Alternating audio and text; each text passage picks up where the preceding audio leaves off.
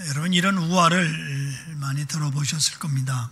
어떤 선교사가 선교하러 가다가 호랑이를 만났습니다. 이게 참, 주의 일을 해야 되는데 호랑이 만났으니 이제 죽을 일만 남았잖아요. 그래서 선교사가 호랑이에게 내가 마지막 기도를 좀 할 테니까 좀 날 잡아먹는 걸 좀 기다려 줄 수 있겠느냐. 그랬더니 그러라고 호랑이가 또 그렇게 얘기를 해서 부탁을 하고 기도를 시작을 했습니다. 선교사가 기도하는 동안에 호랑이가 달려들질 않는 겁니다. 그래서 살며시 눈을 뜨고 보니까 호랑이도 그 옆에서 기도를 하는 거예요. 호랑이가. 그래서 선교사가 호랑이한테 용기를 내서 물었습니다. 너도 예수 믿냐? 그랬더니 호랑이가 나도 예수 믿는다고 그러더랍니다. 그래서 또 선교사가 묻기를 그러면 이 선교사를 살려서 선교를 잘할 수 있게 해달라고 기도하는 줄 알고 너 지금 무슨 기도했냐? 그랬더니 호랑이가 대답하기를 나 식사 기도했다고 그러더랍니다.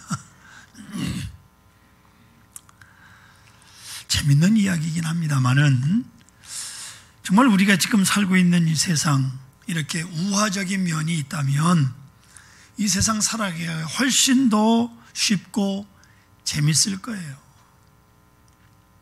여유도 있을 것이고, 그렇죠? 살아가는데 나름대로 멋도 있을 것입니다. 멋있잖아요. 하지만 문제는 세상이 이렇게 개념적이고 우화적이고 사변적이지 않다고 하는데 어려움이 있습니다. 이 세상은 지극히 현실적이고 또 현재적이고 실제적인 그런 세상입니다. 그래서 무엇이든지 구체적이어야 되고 분명해야 됩니다. 요즘 자가 키트가 있어서 그 음성 나오면 그냥 그렇게 믿고 살면 되는데 굳이 집에 와서 코를 왜 쑤셔요? 기어코 쑤셔야 속이 후련한지 참으로 자꾸 그렇게 나가요. 자꾸 너무 실제적으로 살려고 그래요. 그래서 무엇이든지 구체적이어야 되고 분명해야 되는 거예요. 근데 여러분 신앙도 이런 개념적이고 철학적일 수는 없습니다. 신앙은 보다 구체적이어야 되고요. 신앙은 보다 분명해야 됩니다. 그래서 우리의 신앙의 대상을 막연하게 추상화하거나 신앙의 내용을 개념적으로 생각하는 것은 잘못입니다. 이마누엘 칸트라고 하는 철학자는 말하기를 우리들의 신앙생활 하는 데 있어서 예수는 있어도 좋고 없어도 괜찮다. 다만 교훈을 통해서 마음의 위안을 받을 수 있으면 된다. 이따고 소리를 했어요. 이 같은 신앙은 우리 신앙생활과 실생활에 전혀 힘이 되지 않습니다. 여러분 신앙이라고 하는 것이 마음의 위안이나 받고 그저 시간을 소일하기 위해서 신앙생활하는 게 아닙니다. 여러분 이 시간 할 일이 없어서 이 아침에 일찍이 준비하고 나오셨어요? 어떤 사람은 또 이런 말을 해요.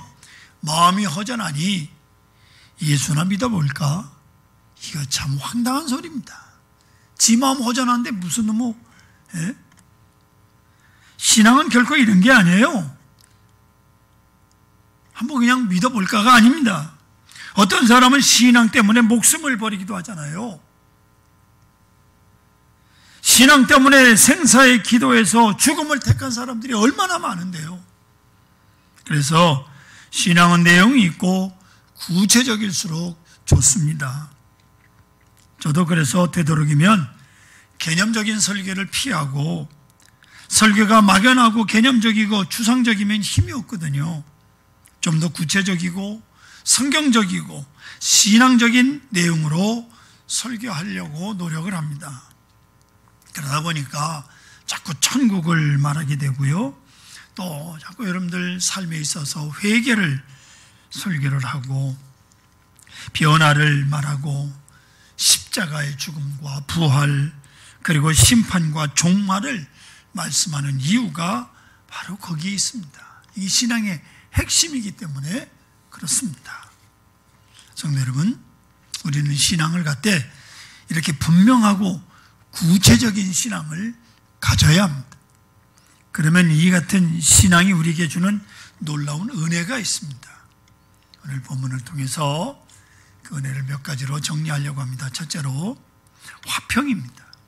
분명한 신앙을 가지면 첫째 우리에게 주는 것이 화평이에요. 1절 보시면 화평을 뭐라고요? 누리자. 화평을 누리자 그랬어요. 예. 이 화평은요, 신앙이 주는 가장 첫 번째 선물이 화평입니다. 이 화평의 선물은 굉장히 좋은 선물이에요. 너무너무 좋은 선물이에요. 그래서 이스라엘 사람들은 이 세상에서 이 화평의 복을 제1로 칩니다. 최고의 복으로. 화평이란 말은 이스라엘, 히브리 말로 샬롬입니다. 샬롬. 이스라엘 사람들은 살아오는 동안에 숱한 전쟁 속에서 많은 환난을 경험했기 때문에 세상에서 가장 소중한 것이 화평이라는, 샬롬이라는 것을 아주 몸소 체험한 사람들.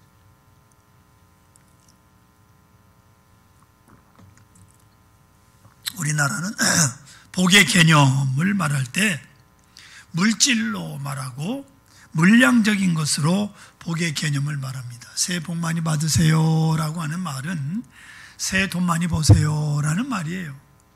그렇잖아요. 복이 무슨 복이겠어요? 물질의 복이 가장 큰 거죠. 하지만 이스라엘 민족의 복의 개념은 물질이 아니고 샬롬이, 곧 평화예요. 화평이. 잠언 17장 1절 보세요. 마른 떡 한 조각만 있고도 화목하는 것이 제육. 예? 제육. 돼지고기. 예, 고기를 말하니.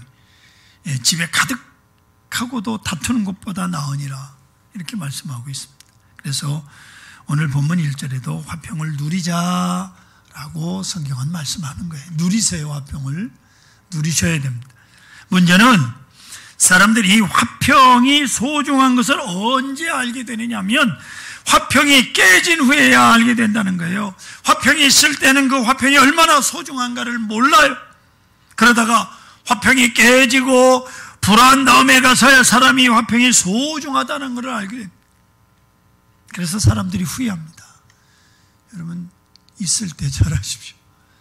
사람과 사람 사이 여러분 화평하십니까? 그 화평을 조심스럽게 잘 갖고 나가요. 깨진 다음에 화평이 아이고 그때가 좋았다 그러지 마시고요. 후회는 모두 뭔가 깨진 후에 나오는 탄식이에요. 그래서 신앙이 주는 선물, 믿음이 주는 최고의 선물은 화평, 샬롬입니다. 아멘. 샬롬이에요. 두 번째로 신앙이 주는 두 번째 선물은 훈련입니다. 본문 4절 보시면 연단이라고 하는 단어가 나오는데 화평은 어디서 나오느냐? 연단을 통해서 화평이 나옵니다. 연단이라는 단어는 쇠붙이를 불 속에 넣어서 달궜다가 꺼내서 쇠 속에 있는 공기를 하나도 없이 다 빠질 때까지 두드리잖아요. 그냥 놓다 빼서 두드리고 놓다 빼서 두드리고 나중에 그 쇠가 그래서 강철이 됩니다. 그래서 달궈서 때리는 과정을 가리켜서 연단이라고 말하는 거예요. 훈련이나 연단이 왜 필요한가 하면 더 강하게 하기 위해서. 사람이나 물건이나 믿음은 강하면 좀처럼 흔들리지 않습니다. 사람들이 자살을 하며 죽는데 통계를 보면 자살하는 사람들 가운데 가난한 집, 정말 살기 어려운 집들 자살하는 비율이 아주 적다고 그래요. 많을 것 같죠? 살기 힘드니까 확 죽어버리자 그럴 수도 혹 있습니다만은 결국 자살은 원래 사치스러운 겁니다. 그래서 자살은 여유 있는 사람들이 하는 거예요. 정말 가난한 사람들은 살아가는데 전념하느라고 죽을 생각조차도 못하는 거예요.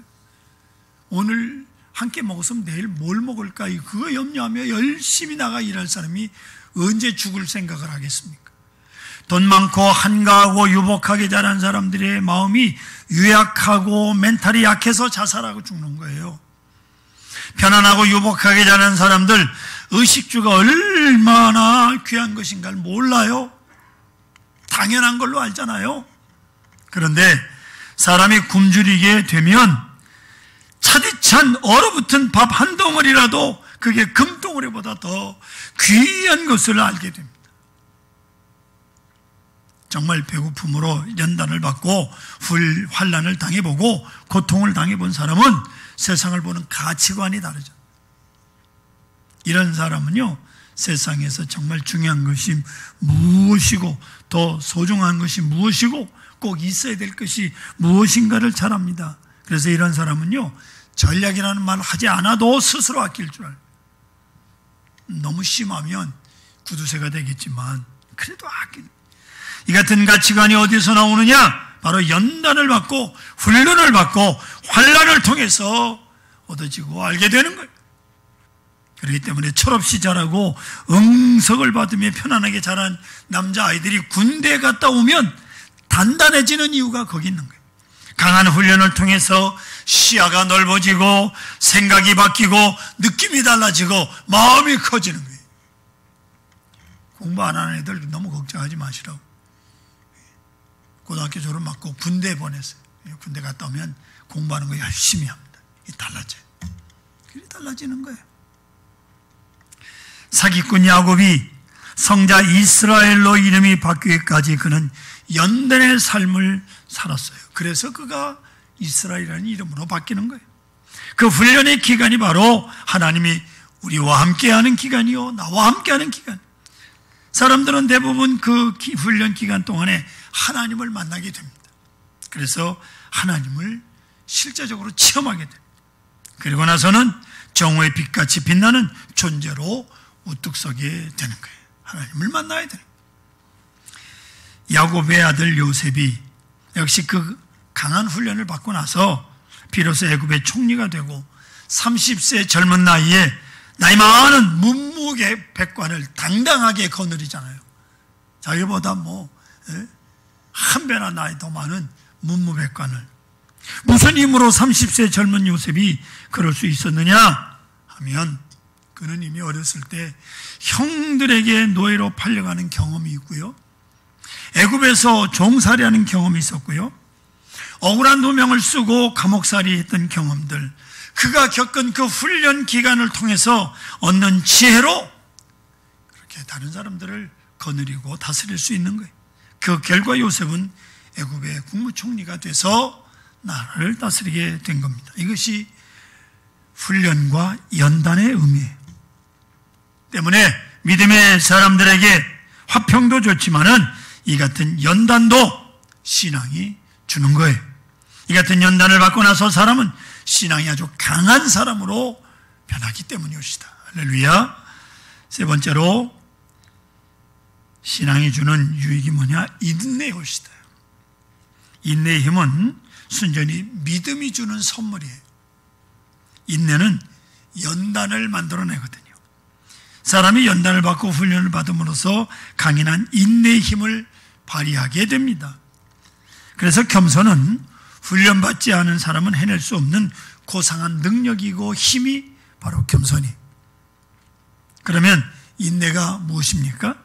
인내는 무턱대고 참는 게 인내가 아닙니다.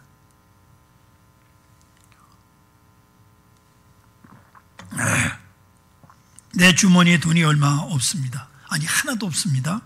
그러자 사람들이 무시합니다. 그때 입술을 깨물고 그 무시를 참는 것이 인내가 아니에요. 그것은 할 수 없어서 하는 거지. 돈이 실제적으로 한 푼도 없는데 무시를 당합니다. 입술을 깨물고 두고 보자. 그게 인내가 아니라니까요. 그건 오기지. 예? 그렇잖아요. 지금 나는 20평 아파트에 살고 있는데 60평 아파트에 살고 있는 사람이 무시합니다. 지금 남의 집 문간방에 새방살이를 하고 있는데 집주인이 무시합니다. 그래서 죽은 척하고 참습니다. 보세요. 그건 인내가 아니라고요. 그건 할 수 없어서 참는 거지. 그렇잖아요. 문간방에 새방살이 하면서 주인이 무시하면 참아야지 어떡하겠어요. 그렇지 않으면 나가야 되는데 나가면 갈 데가 없는데. 성도 여러분, 성경에서 말씀하시는 인내는 그런 게 아니에요. 잘 들으세요. 내가 지금 60평 아파트에 살고 있는데 20평짜리 아파트에 살고 있는 사람이 자꾸만 교만을 떨고 돈 자랑을 하고 밍크코트를 입고 교만을 떨고 있습니다. 그 모습을 보고도 아무 말 없이 그냥 앉아있는 게 인내라고요. 그걸 인내라고 말하는 거예요. 그것이 성숙한 인내예요. 그 인내의 힘은 인격에서 나온 인내요. 훈련에서 나오는 인내올시다. 그것이 바로 고상한 인격이라고. 이 정도는 돼야지. 예? 여러분, 권세나 능력으로 말하자면 예수님 말고 또 누구를 말할 수 있겠습니까? 하나님의 아들로 세상 권세를 가지고 오신 분이라고. 그런데 그 예수님 앞에서 예수님을 욕하고 예수님에게 침뱉고 예수님을 채찍질하고 그리고 예수님 못 박는 그 사람들 앞에서 주님은 십자가에 달려 죽으면서도 저들의 죄를 용서해 주십시오 하시면서 아무 소리하지 않고 돌아가신 주님의 그 모습이 있네요. 겸손해요. 성숙이 올시다. 할 수 없어서 참는 것이 아니라 능력이 얼마든지 있지만 뜻을 위해서 참는 거예요. 하나님의 뜻을 위해서. 그것이 진정한 인내요. 그것이 우리 그리스도인들이 가져야 될 인내올시다. 그런 면에서 볼 때 권사와 집사가 싸우면 절대로 권사가 이기지 못합니다. 그때 100% 집사가 이기게 돼 있어요. 왜냐하면 권사가 못 이겨서가 아니고 져주기 때문에. 그것이 성장이고 성숙이고 인내입니다. 만일 집사와 권사가 싸웠는데 권사가 이겼다고 하면 그 권사는 별 볼 일 없는 사람, 그만한 깊이가 없는, 신앙이 없는 권사예요. 어디 집사하고 싸워서 권사가 이기겠다고 아그락을 쓰고 싸워요. 지금 알지? 때로 믿음은 우리들이 세상을 살아가는 데 있어서 상상도 못할 만큼 강한 힘을 우리에게 공급해 주는 게 신앙이요, 믿음이요. 그래서 인내는 믿음이 주는 선물이요, 신앙의 선물입니다. 네 번째로 신앙의 선물 소망입니다. 믿음과 우리의 신앙이 주는 또 다른 선물이 바로 소망이에요. 이를테면 천국 신앙이 올시다. 신앙인에 있어서 이 소망은 궁극적인 것이죠.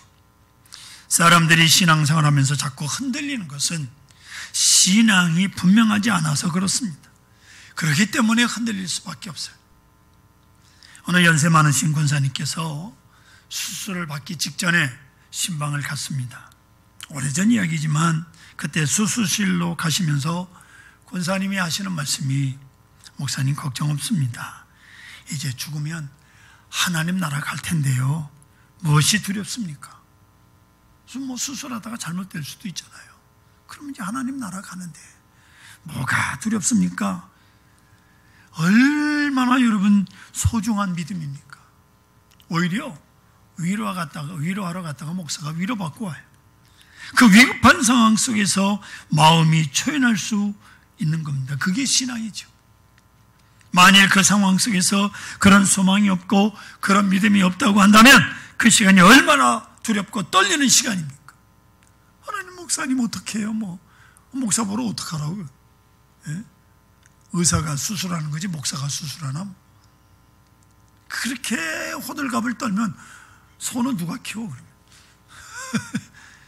이 신앙의 사람이라고 말할 수 있습니까? 예?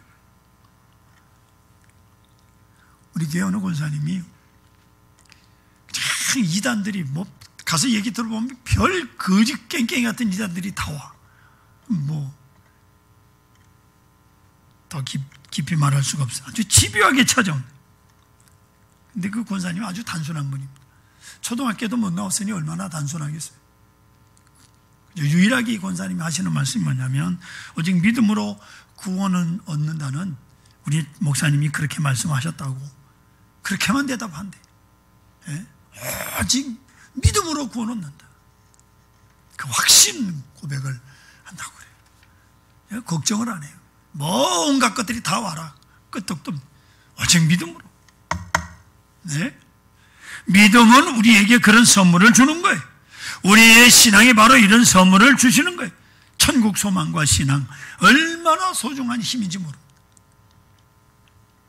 그래서 신앙인에게 있어서 이 천국의 신앙은 가장 궁극적인 것이라고 말씀을 드리는 겁니다. 신앙인은 믿음으로 언제나 그 세계가 확보되어 있어야 돼요. 언제든지 주님 부르시면 난 천국 간다. 할렐루야. 이 확신이 있어야죠. 그 세계가 있으니까 오늘 당당하게 순교할 수 있는 거예요. 많은 순교자들은 한결같이 그런 소망 때문에 기쁨으로 순교를 했다고요. 지금도 전 세계에서 1년에 30만 명씩 순교자들이 생기는 게 다 선교사들이. 난 3만 명인 줄 알고 숫자를 세다 보니까 30만 명이, 얼마나 많은 분들이 오늘도 지구상에서 복음을 위해서 순교하고 있다. 사도 바울은 고린도전서 15장 19절에 이렇게 말합니다. 만일 그리스도 안에서 우리가 바라는 것이 다만 이 세상의 삶뿐이면 모든 사람들 가운데 우리가 더욱 불쌍한 자다. 옛날 개혁성경에 뭐라고 되면 다만 이 생뿐이라면 그렇게 돼 있어요. 이 세상이 다만 이 세상의 삶뿐이면 이라고 개혁개정은 바꿨는데 더 어려워. 옛날 게 더 좋아. 다만 이 생뿐이라면, 다만 이 땅에 사는 것이라면 우리 믿는 게 얼마나 허망합니까? 이 세상의 삶, 사도 바울은 이 마음 늘 마음속에 담고 여러 교회 편지 쓸 때마다 이 마음으로 편지를 썼습니다. 성도 여러분, 사람이 살아가는 것이 다만 이 생뿐이라면 라고 가정법을 써서 이 땅에서 그냥 살다가 죽으면 끝이다. 얼마나 허망하겠느냐. 그런데 이 세상뿐이 아니라 천국을 소유하게 된다. 그렇기 때문에 사도 바울은 얼마나 감사한지 몰라요. 그 숱한 고생 가운데서도 다만 이 생뿐이 아니라는 거죠. 그런 가정법을 써서 천국의 소망을 많은 사람들에게 증거해 주고 있는 거예요. 욥은 고난을 받으면서 살아갈 때 너무나도 괴롭고 어려우니까 욥기서 13장 3절에 뭐라고 말하냐면, 참으로 나는 전능자에게 말씀하려 하며 하나님과 변론하려 하노라. 너무 힘들었어. 하나님도 그랬잖아요. 나와서 변론하자. 하나님은요, 우리가 변론하는 거 좋아해요. 그게 여러분 기도입니다. 하나님 앞에 나와서 변론하자는 거예요. 여러분, 답답함을 가지고 집안에 계시지 말고 교회 나와서 기도하시라고요. 그래서 욥은 그날의 고난의 이유를 하나님 위에 내게 직접 물어보겠다는 거예요. 변론하겠다는 거예요. 하나님, 왜 내게 이런 고난을 주냐고요. 지금 원망하고 불평하기보다는 내가 지금 이렇게 고난받으며 살아야 되는 까닭을 이 다음에 천국 가서 하나님께 물어보겠다 하면서 참고 있냐는 거예요. 지금 괜히 입으로 왜 그러냐고 얘기할 필요가 없는, 지금 당하고 있는데 얼마나 소중한 믿음입니까? 하늘나라 가서 하나님께 직접 물어보겠다는 거예요. 하나님, 왜 그때 나 그렇게 고통을 주셨습니까? 하나님께 물어보면 돼요. 사람한테 푸념하지 마시라고요. 성도 여러분, 사람이 세상에서 오래 사는 것만이 능사가 아닙니다. 짧게 살아도 이런 신앙의 선물을 가지고 살아가는 것이 얼마나 중요합니까? 우리에게 천국이 없다면, 그 세계가 없다고 하면 우리의 인생이 얼마나 무의미하겠습니까? 우리들이 천국에 가지 못할 것이라면 오늘 무엇 때문에 이렇게 애쓰면서 신앙생활하라고 고생할 것입니까? 우리에게 천국이 없다면 아무 의미 없는 것입니다. 신앙생활의 의미도 없습니다. 그래서 천국은 우리 신앙인들의 목적이에요. 창세기 보면 969세를 산 무두셀라도 있지만 에녹은 365세만 살았어요. 근데 성경에 뭐라고 표현했느냐? 에녹은 죽지 않고 하나님 나라로 그대로 들림을 받았다. 오래 사는 게 중요한 게 아니라니까요. 죽지 않고 하나님께 들림을 받는 게 중요한 거예요. 얼마나 복된 인생입니까? 멋진 신앙의 선물이죠. 죽음을 보지 않고 하나님께 들림받는. 사랑하는 성도 여러분, 믿음은 이렇게 우리에게 멋진 선물을 준다고 하는 사실. 선물로 화평을 주시고요, 선물로 인내를 주시고요, 때로는 연단의 아픔을 주지만 그 연단으로 하여금 더욱 강한 믿음과 강한 신앙과 강한 힘을 갖게 하는 것입니다. 그리고 천국 신앙, 천국 소망을 갖게 합니다. 때문에 우리들이 믿음 안에서 산다는 것은 이렇게 복된 생활이에요. 이제 우리는 믿음으로 할 수 있으면 구체적이고 분명하기를 소망합니다. 또 지극히 성경적이기를 바랍니다.